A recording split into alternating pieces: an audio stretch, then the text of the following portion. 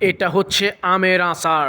আমের সিজন তো শেষ, কিন্তু এই আচার যদি আপনি বানায় সংগ্রহ করে রাখেন 1 বছর 2 বছর পর্যন্ত এই আচারের কোনো সমস্যা হবে না। আমের সিজন শেষ হওয়ার পরও আপনি সেই আমের আচার খেতে পারবেন সুস্বাদু। এভাবে যদি তৈরি করেন তাহলে তো কোনো কথাই নেই। দেখতে পাচ্ছেন এটা হচ্ছে সেই আমের আচার। দেখতে পাচ্ছেন এই আমগুলো আমি গাছ থেকে পাড়লাম, গাছ থেকে পাড়ার পরে এই আম দিয়ে আচার বানালাম। গাছ থেকে তাজা পাকা আম, কাঁচা আম, যে আমে হোক সব আম দিয়ে আচার তৈরি করা যায়। দেখতে পাচ্ছেন গাছ থেকে আম পাড়ার পরে এই আম দিয়ে আমরা সুন্দর আচার বানাচ্ছি, আম শর্তা বানাচ্ছি। নানান ধরনের জিনিস বানাতে পারবেন, আপনি যেটা মন চায় ওইটাই বানাতে পারবেন। কেউ আম শর্তা বানা, কেউ আচার বানা। তাই আপনার যেটা ভালো লাগে, যেটা খাইতে ভালো লাগে ওটাই তৈরি করতে পারবেন। এটা হচ্ছে আম শর্তা বানানোর জন্য তৈরি করলাম, আবার আচারও তৈরি করলাম। দুইটাই একসাথে তৈরি করলাম, যেহেতু আম বেশি তাই দুইটাই তৈরি করলাম। আম শর্তা আবার বাচ্চারা খেতে খুবই ভালোবাসে, তাই আম শর্তার জন্য একটু কষ্ট বেশি করতে হয়। তাই দেখতে পাচ্ছেন কি সুন্দর করে লাড়াছাড়া দিতেছি, আর আম শর্তার জন্য তৈরি হচ্ছে। এগুলা যদি আপনি সংগ্রহ করে রাখেন, আম যখন শেষ হয়ে যাবে তখন আপনি খেতে পারবেন, বাচ্চাদেরকে দিতে পারবেন। বাজার থেকে কিনে যেগুলো খাইবেন ওগুলা ভেজাল। আপনি যদি ঘরোয়া পরিবেশে তৈরি করে খান তাহলে খুবই ভালো লাগবে।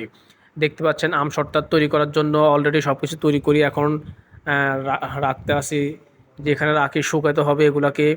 আপনি ইচ্ছা করলে এমন সিস্টেম আছে, আপনি না শুকালেও পারবেন, ওগুলা অটোমেটিক হয়ে যাবে। তাই দেখতে পাচ্ছেন এই আম শর্ত যদি আপনি বানায় রাখেন বাচ্চারা যে কোনো সময়ে খেতে পারবে। বাজার থেকে কিনে অনেক কিছু খাবার কিন্তু সেগুলা ভেজাল, কিন্তু আপনি নিজে তৈরি করবেন ওগুলা কিন্তু খুবই সুস্বাদু হবে, ভালো হবে, বাচ্চাদের খেতেও ভালো লাগবে, ভেজাল মুক্ত খাবার। তাই দেরি না করে বাচ্চাদের জন্য ঘরোয়া পরিবেশে তৈরি করুন এই আম শর্টটা। দেখতে পাচ্ছেন আপনারা আম দিয়ে তৈরি করলাম, নিজের গাছের আম, ওই আম দিয়ে তৈরি করলাম আম শর্টটা। আপনিও ইচ্ছা করলে করতে পারেন বাচ্চাদের জন্য।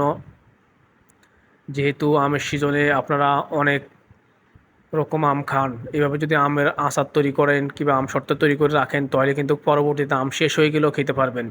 কারণ মনে রাখবেন আমের সিজনে আম বেশি অপচয় না করে কিছু কিছু সংগ্রহ করে রাখবেন, এভাবে আম শেষ হয়ে গেলেও খেতে পারবেন। দেখতে পাচ্ছেন এগুলা আস্তে আস্তে ফিনিশিং হচ্ছে, অনেকটা শুকাই গেছে। হালকা ফ্যানের বাতাসে দিলে মোটামুটি এগুলা শক্ত হয়ে যাবে। আর আপনার যদি বেশি ইয়ে করতে চান তাহলে আপনি হালকা একটু রোদে দিলে মোটামুটি আপনার 1-2 বছরও কোনো সমস্যা হবে না। যদি রোদে দেন ভালো করে তাহলে এগুলো 1-2 বছরও কিছু হবে না। আর যদি রোদে না দেন আপনি ফ্যানের বাতাসে ঠান্ডা করেন তারপরেও 6 মাস পর্যন্ত রাখতে পারবেন, কোনো সমস্যা নাই। আর যদি হালকা একটু রোদে দিয়ে রাখেন তাহলে আপনি 2 বছরও কিছু হবে না, সমস্যা হবে না। তাই আপনি ঘরোয়া পরিবেশে এগুলো তৈরি করবেন আর বাচ্চাদের খাওয়াবেন। বাজার থেকে কিনে অনেক কিছুই খাওয়ান, কিন্তু বাজারে যে কিনে ওগুলা তো আসলে ভালো না। ওরা তাদের মন মতো তৈরি করে, আর ওগুলা ভেজাল হলেও সমস্যা নাই, কারণ ওরা খায় না, এগুলো খাওয়াচ্ছে পাবলিককে। তাই আপনি বাজার থেকে না কিনে নিজে ঘরোয়া পরিবেশে তৈরি করুন, ভালো লাগবে। এইটা হচ্ছে আচার। দেখতে পাচ্ছেন এই আচারগুলো আপনারা ইচ্ছা করলে বাসায় তৈরি করতে পারবেন। ভালো লাগলে অবশ্যই লাইক কমেন্ট শেয়ার করবেন। ধন্যবাদ সবাইকে, আসসালামু আলাইকুম।